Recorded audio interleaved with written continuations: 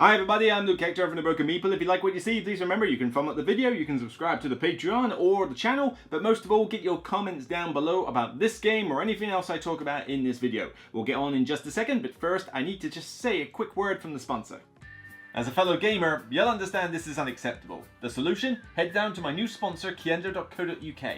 KIENDA stocks many of the hot new releases as well as some old hidden gems. Free delivery on orders over £30, further discounts on bulk purchases, and even 5% of your spending refunded back to you as points to be used for further discounts down the line. If you use the referral link in the description below and sign up for a new account, you'll get 5% discount on your first order over £60. So let's make gaps in your collection a thing of the past. Get down to KIENDA and start saving today. Thank you for listening and enjoy the rest of the video. Get on with it. So today I'm taking a very quick look at SolForge Fusion. This is a new two-player dueling card game from Justin Gary and Richard Garfield. Now, if anybody knows the name Richard Garfield, two words should be springing into mind very quickly. Magic the Gathering and Keyforge. Yes, when it comes to two-player dueling card games, Richard Garfield kind of makes this his shtick.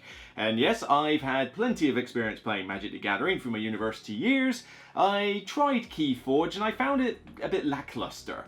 It's like, oh, this is an interesting little gimmick, but then didn't really get into the game. I had no interest in playing it competitively, and it's just like, whatever, probably a flash in the pan. And to be honest, apart from a small club I know locally, does anybody still play Keyforge? I'm not entirely sure.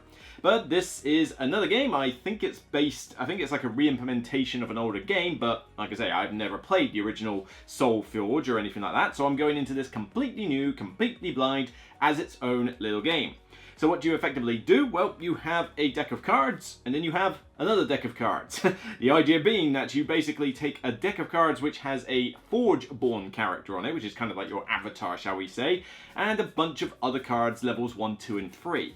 You then separate the Forge-born out, and you essentially take all the cards that are level 1. So let's make certain I don't mix these up, actually, because otherwise that might get a little bit painful. But let's just take these ones for now. You take these, and then you take the other deck, find the similar level 1 cards, and whoop! Yeah, mash them all together. You mash them all together into one deck and keep the level 2s and 3s to the side. The idea is that this is kind of similar to what Smash Up did. You take two decks and combine them together to make your actual playing deck. Keyforge had the algorithm where you bought a deck and it was already sort of set up at that point. It was mathematically decided that this is your deck. Well, this is similar. Each of the half decks effectively follows that similar algorithm thing, but you take two of them and combine them together, so it's effectively doing what Smash Up did.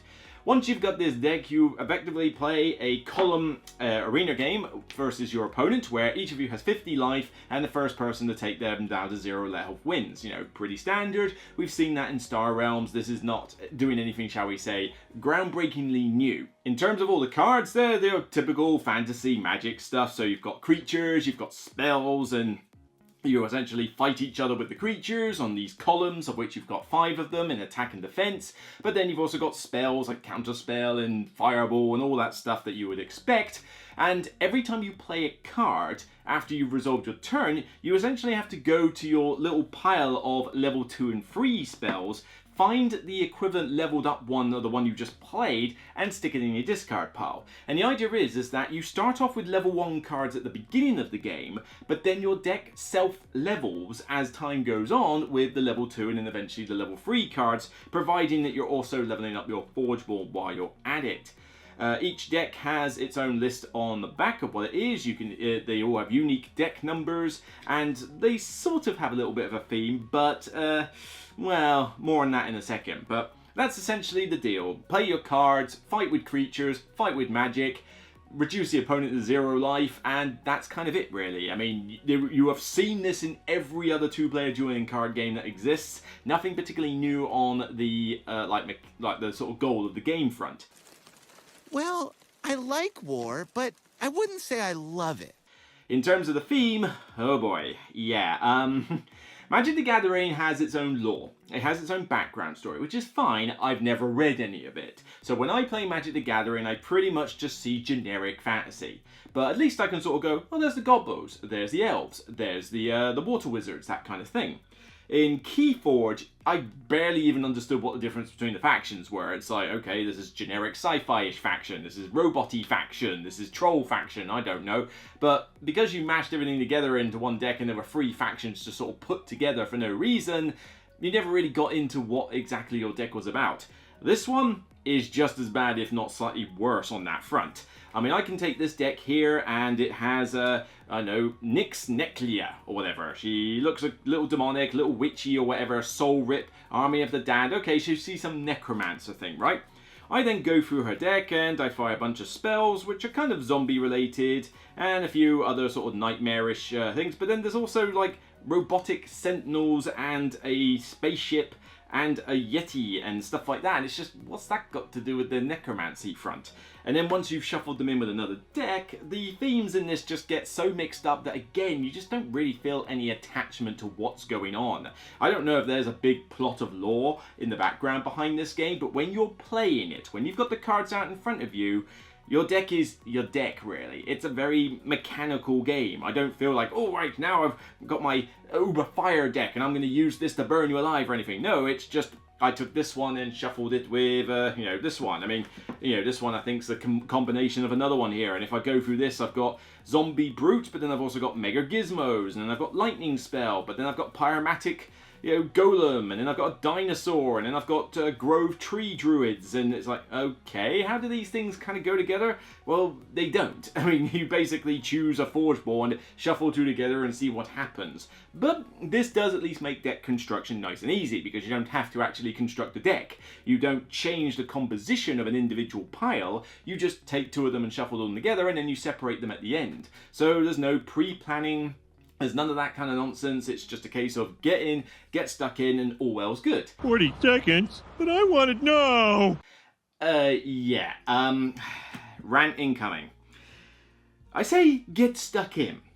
Okay, I want to see 2 words on the bottom here, right? It says starter kit, right? Starter kit, okay? Starter kit. That usually tells me that this is my introduction to the game, that as soon as I buy the starter kit, I have everything I need to get started playing the game. So as you can see, I have some cards. Great. I have a couple of sort of cheapish play mats made out of paper. Oh, fine, you know, they could have been better. I hate these play mats where you get half of the card pile bit and it's like clipped off. I hate that. I don't get why they couldn't have just made it slightly bigger. But, okay, so I've got some mats and I've got that. Where's my dice for tracking my life? There isn't any. Okay, that's kind of weird. All right, well, oh well, let's find out the rules. Let's find the rules. Where are the rules? Hello, Gusto, where are the rules? The rules, I kid you not, are on the internet. There is no rulebook in this game. You have to basically go online to the website and look at what is essentially a fairly poorly laid out set of rules, okay? This is what you have to do. Go on there, right? So let me go find SolForge rules. Many months later. This is it, game rules, and you won't be able to see exactly, but basically this is what you're doing. Scrolling through a bunch of mostly text in this form on your phone, and that's just one bit. That's just game rules. You've then got the glossary and the icons. You've then got, you know, printable rules, etc. It's like, right, rant here. People say that this is kind of normal for these card games. Magic the Gathering no longer comes with a rulebook anymore, for apparently Magic the Gathering is, you know, done that way. KeyForge, I don't, at least I think came with some rules, but, you know, it's kind of like, this is apparently in this genre of games, you're not really getting rulebooks in the box. I don't care if it is a part of the genre. It's still stupid, dumb, and lazy. Wow, that was pretty brutal even by my standards. Put a rulebook in your game. I had to basically think, oh, hang on, how do I play this game? And I thought I had a duff copy. I thought literally I'd had a missing component until I went on the internet and searched. And after face palming for about 10 seconds, I thought, right, let's do this. Learning from a rulebook is doable, right? Is it just me, or is it a lot harder to learn rules from a scrolling mobile screen? I don't learn rules very well from the mobile screen, not to mention you are staring at blue light for ages, which means your eyes are going to sting by the time you've got through it. And referencing rules, that's a nightmare, because if you've ever gone on a phone and scrolled up with, you know, stuff like that, if I need to know what certain keywords mean or anything like that, I've got to scroll through this phone of rules in a very text-heavy, badly laid out fashion to find the one rule after it's probably been buried into my lock screen and half a dozen other apps and Gmail and all that stuff at the time. All because the publishers and designers of these could not be bothered to put a simple rulebook in the box for a starter kit. I don't care if it's normal in this industry, it's a practice that needs to stop now! I award you no points, and may God have mercy on your soul. So okay, fine, you're too cheap to put a rulebook in your box, so hopefully you've made up for it with the rest of the components, right? Oh yeah, there's no dice to track your life. Well, I guess I'll get a notepad and pen then, because I currently can't afford to put that in a box, and still charge how much you do here. Look, you have to pay more for this than you do Star Realms, right? Star Realms at least comes with cards that you can track your life with. I don't have to find a notepad and pencil and everything in order to play the game. But, okay, so fine. I've got my cards. I'll find a dice somewhere, a D20 or a D50. Do they exist? To track my life. Cool, we'll go with that. So, what about the rest of the components? Well, as I mentioned, you've got these paper play sheets, creases, folds, whatever, they do the job, they've got okay artwork on them, although I do hate the fact that, as I said, it clips half of the base to put your cards, so that always looks a bit naff, but, oh, whatever, at least you gave me a mat. It's more than Radlands did. But, okay, you've then got these, like, crazy little tiny square things and a couple of little paper tokens, they're really cheesy, chintzy, so, okay, maybe the cards will do better, maybe these will be better components. To be fair, they are. The cards are actually decent card stock. They're not bad at all. And the artwork kind of is hit and miss. Some of this artwork reminds me of Ascension and Dominion, as in it's that bad. It really is laughably bad. However, there are some pictures here that I actually would not have a problem mounting on the wall because they are that good. The problem is, Magic also had this problem. It's inconsistent, and it's jarring to have a picture that looks really awesome next to a picture that looks really rubbish. That kind of gets on my nerves a little bit. So theme, non-existent. Components, somewhat non-existent as well, and nothing to write home about. But when you play this game, is it fun from a gameplay perspective? It's fine, but the biggest issue I have with this is just one word that kept coming to mind as I played this. Generic. It's another dueling card game. It's another fantasy card game. How many of these do we see appear on Kickstarter at the moment where I swear there's money laundering going on with some of these things where, some random trading card game gets mentioned, it has nothing, like no major IP or it's just completely random and yet everybody, like retailer is backing it like crazy. Probably because they think it'll be the next best thing. This to me just feels like another card game. I play this and I'm enjoying aspects of it. I mean, it's cool to have cards that level up as the game goes forward. That's probably my favorite aspect of the game. The idea that I don't have to think, oh, my deck's just a bunch of weaklings. Well, it starts off as weaklings, but they will eventually get better and the game kind of accelerates into a crescendo. And it's like, that's cool. I like that. But everything here, I mean, okay, I'll play Blight Witch, I'll play the Palladium Pulse Mage, I'll play Devouring Apparition, a Rhymehorn Charger, an Epoch Hawk Spaceship, and as much as they look good, they are just generic. I can't get attached to anything in this game, I can't get attached to any of the cards, it's just play X generic card and go with it. The game takes about 30 minutes to play once you get the rules down. It takes a while to actually learn and teach the rules because of the on your phone. That is gonna really do my head in. But once you are comfortable with the game and you get going, 30 minutes is about right. 30 minutes for a two-player game is kind of what I would expect from this. If it took any longer, I would definitely want to disregard it entirely, but it keeps to a reasonable time frame. It's not too fiddly to play while you're doing it. I mean, the abilities themselves are not that complicated. I mean, give a creature -5 fight. You may play a mindless zombie minion, upgrade a level 1 card in your discard pile for each zombie you have in play. I mean, these cards are not the most complicated in the world, although the concept of leveling up your cards, because you have no reference sheet, you have no way to check you're following all the rules right, the amount of times people have forgotten to upgrade their cards is pretty impressive.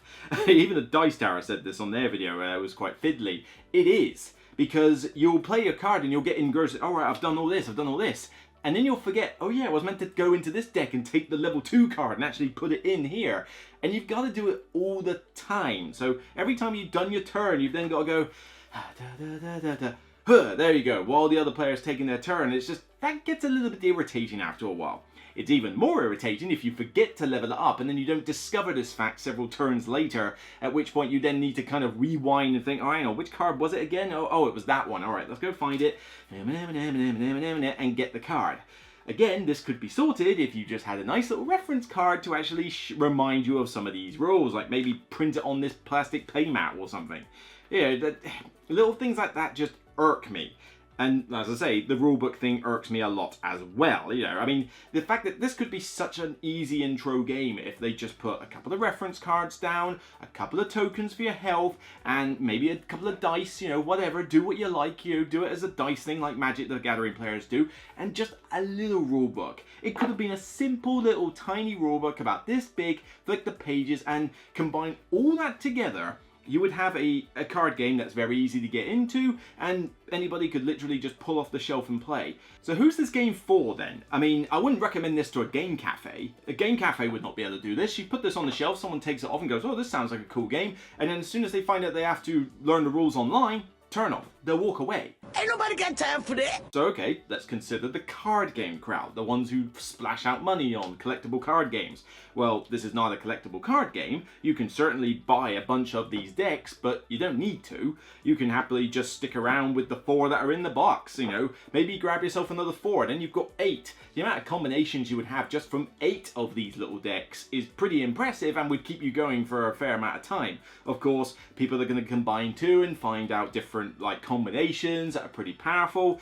And this kind of concerns me from a long-term kind of competitive standpoint, because KeyForge had that problem. KeyForge was a random, like a special algorithm to make every single deck unique, but there was clearly some cards and decks that were fundamentally more powerful than others, and if you were lucky enough to get them, you were in a good stead. What I'm concerned about here is that there's going to be a bunch of these decks that are unique, thousands. Somebody's going to find a combination that just blows all the others out of the water and they'll just dominate. So they're going to need to see how, you're going to have to see how they're going to fix that. Because it goes a little bit crazy in KeyForge. Is it going to be the same here? Hopefully not. For me, I kind of bounced off it really. It just, the lack of any connection to any of these cards and any of the decks that I'm doing does drive me out of a game. I don't feel like I'm doing much with the faction. And yes, I agree, there are other games that have a similar problem, but they're smoother. This one is not a smooth game. There's more stuff happening. You've got to remember to level up a card, find it in your deck, and this is all while you're having to go back to your mobile phone to check rules, which is annoying. I don't have to check a rule in Star Realms anymore. It's that simple and that streamlined. This one has more going on. You know, the rulebook is not the shortest thing in the world, although it's hard to tell how long it is because it's on a phone screen. So it kind of just feels like another 2-player dueling card game. I don't hate it. I hate what they've done to package it, but I can't fault the game itself too much because of it. It just made life more difficult to get into the game, and I would have liked a much more easier transition. But the card game itself is fine. I've enjoyed the leveling up side of it. I would play this a few times. I would happily say, oh, you want to play a quick game of SolForge Fusion? If I could remember the rules, if you're going to remind me of them, I'll take 2 decks, smash them together and see what's what. I would probably have a good time, but I don't see myself wanting to take this on a more, like, you know, involved form or a competitive form. It just kind of exists. Obviously, it's just not for me. I think this is for a group of people, like a type of gamer that I'm not part of. I'm not part of the whole Magic the Gathering stuff anymore. I don't like the idea of CCGs and TCGs anymore. I'm much more an LCG fan. But, you know, this one at least allows you to play both competitively and casually, which is a good thing. And, you know, if you can forgive the shoddiness of some of the components and the laziness of some of the publishing decisions here, you'll have yourself a decent game. So, for me personally, I'm probably only going to give this one a 5 out of 10. I'm going to give it an average rating. It's fine. I don't dislike it. I don't hate it. but I do think that it's just kind of another card game. I don't see this being talked about much in the future. You know, like a few years down the line, I'm betting this will be forgotten. And the fact that it is rules online and fairly generic and not particularly thematic in any way, it's just like, you know what? I want something a bit different. This just feels like we're retreading old stuff. Would I play this over Magic the Gathering? No, I played Magic the Gathering way before I played this one. Would I play this over KeyForge? Probably. I bounced a fair bit off KeyForge. I wasn't a fan of that one, so yeah, I'd probably play this one over KeyForge, but yeah, it's just, it didn't really blow me away, and it hasn't, you know, people I've played it with have been kind of meh on it as well. Nobody's really jumped on it and gone, oh yeah, this is the most amazing thing ever, I'm gonna start doing this. It's just kind of, yeah, that exists, and that's kind of where I am with 5 out of 10s. It exists, it doesn't really, you know, it doesn't, apart from angering me for components, it doesn't do anything bad, it just doesn't do anything particularly great either. So yeah, 5 out of 10 for me. So that's it for me on this video. I'll see you on the next Broken Meeple review. If you like what you see, please remember you can thumb up the video, subscribe to the channel or the Patreon, but most of all, get your comments down below. Are you one of these people that play Magic and KeyForge and now SolForge like religiously? Is this going to be like the game for you? Then by all means let me know. I'd be interested to hear your thoughts. So, you know, and as I say, I'm not one for this genre, so maybe that's had an effect. Maybe I would appreciate it more if I was like a full-time competitive TCG card player. But like I say, give me your thoughts. Are you in that crowd? In which case, is this the best thing since sliced bread? Let me know your thoughts. Let other people know your thoughts. I think this is going to be one that I think is just going to need, you know, a diverse viewpoint. So take care, and remember, as always, regardless of which 2 decks you're going to shuffle together, it's still at the end of the day only a game. Just put your rule books in your damn games, people. Bye for now.